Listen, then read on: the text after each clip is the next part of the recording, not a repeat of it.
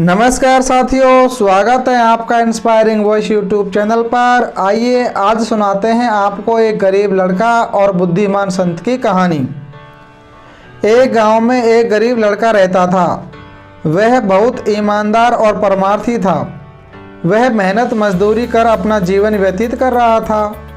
एक दिन उसे एक गांव वाले ने बताया कि यहाँ से दूर हिमालय की पहाड़ियों में एक संत रहते हैं। वे आपकी गरीबी दूर कर सकते हैं, आपके सवालों का जवाब दे सकते हैं, लेकिन वहां पहुंचने में आपको कई दिन लगेंगे।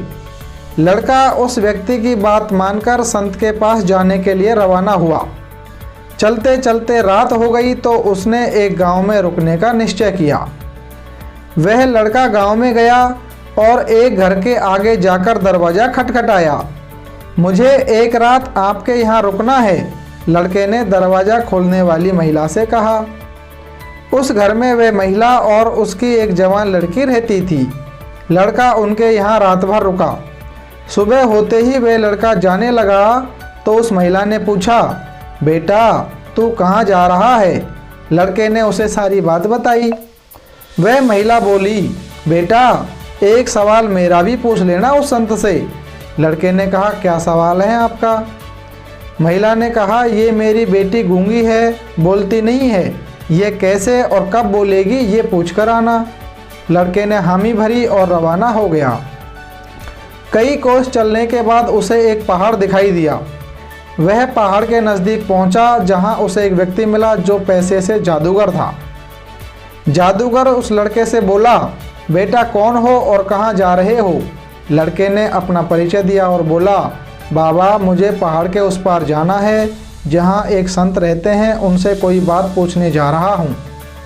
जादूगर ने कहा, बेटा एक सवाल मेरा भी पूछ लेना, मैं तुझे उस पार पहुँचा देता हूँ। लड़के ने कहा, बाबा क्या सवाल है आपका? जादूगर ने कहा, बेटा मैं कई वर्षों से यहाँ रह रहा हूँ, मुझे अब मोक्ष चाहिए, तू उस संत से पूछ कर आना, मुझे मोक्ष कैसे मिलेगा? लड़के ने फिर हामी भरी तो जादूगर बाबा ने अपनी जादुई छड़ी से लड़के को पहाड़ के उस पार पहुंचा दिया। लड़का आगे रवाना हुआ। रास्ते में उसे एक बहुत बड़ी नदी पड़ी। लड़का सोचने लगा कि इस नदी को मैं कैसे पार करूंगा। इतने में ही एक कछुआ आया और बोला, आप कहाँ जा रहे हो? लड़के ने उसे भी सारी बात बताई तो कछुए ने भी कहा, नदी तो मैं पार करवा दूंगा, लेकिन मेरा भी एक सवाल पूछ कर आना। लड़के ने कछुए का सवाल जानना चाहा। कछुआ बोला कि मुझे इस नदी में रहते हुए कई दशक हो गए हैं, अब मैं मुक्ति चाहता हूँ, मुझे मुक्ति कैसे मिलेगी यह पूछ कर आना। लड़के ने फिर हामी भरी तो कछुए ने अपनी पीठ पर बैठाकर उसे नदी पार कराई। नदी पार कर लड़का संत के पास पहुँचा। वहाँ पहले से ही लोगों की भीड़ लगी हुई थी। उस संत का एक नियम था कि उससे एक आदमी केवल 3 सवाल ही पूछ सकता था।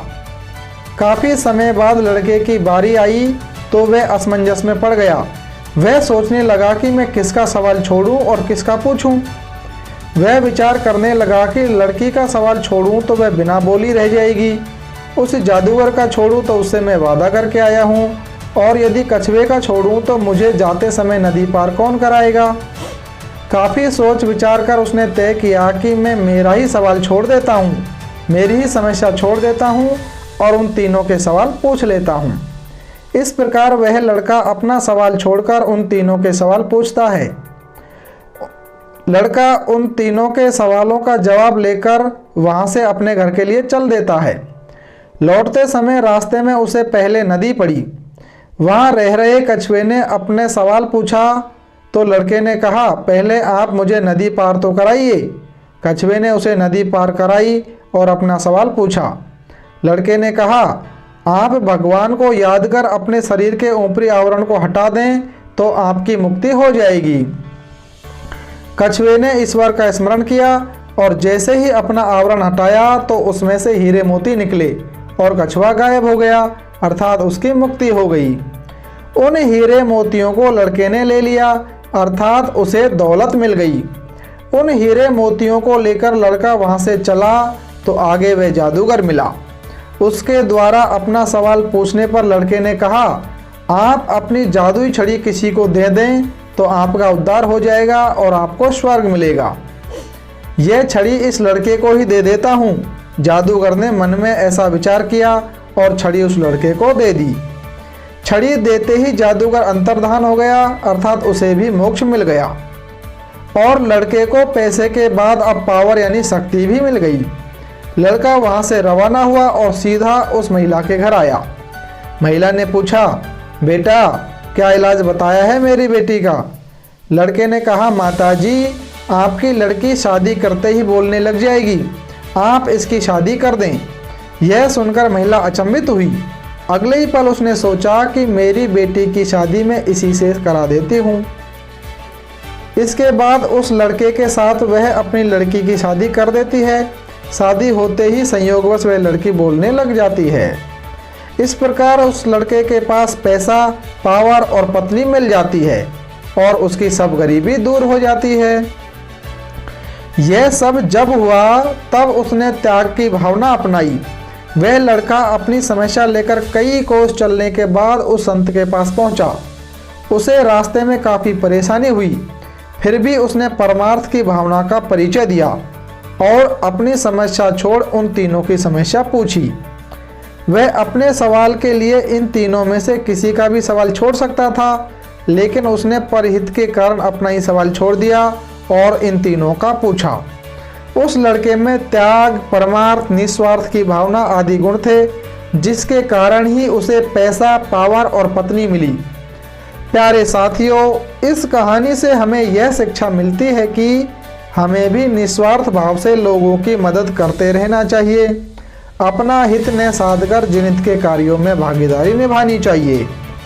तुलसीदास जी ने भी इस विषय में कहा है कि परहित सरिस धर्म नहीं भाई, पर पीड़ा सम नहीं अधिमाई। अर्थात परहित यानी दूसरों की भलाई करने के बराबर कोई धर्म नहीं है और दूसरों को दुख पहुंचाने के बराबर कोई अधम पाप नहीं है। अतः दूसरों की मदद करते रहिए और जिंदगी में मस्त रहिए। कहानी कैसी लगी कमेंट कर अवश्य बताएं और इसी तरह की कहानियाँ के लिए चैनल को सब्सक्राइब कर लें, क्योंकि आपके सब्सक्रिप्शन से हमको मिलेगा मोटिवेशन और आपको मिलेगा नई कहानी का नोटिफिकेशन। धन्यवाद।